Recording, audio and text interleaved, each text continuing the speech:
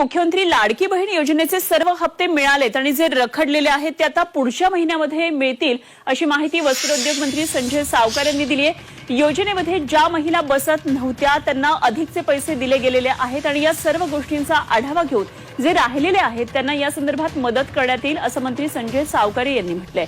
त्यामुळे लाडक्या बहिणींना एप्रिलचा हप्ता देखील आता लवकरच मिळण्याची शक्यता आहे। मागच्या महिन्यामध्ये सगळे हप्ते आले, काही जे रखडलेले हप्ते ते पुढच्या याच्यामध्ये येऊन जातात। हो, पण 1500 जागी 2100 द्यायचं बोललेले होते, मात्र अद्यापही 1500च मिळत आहे। चालू त्याची सगळी तपासणी सुरू आहे।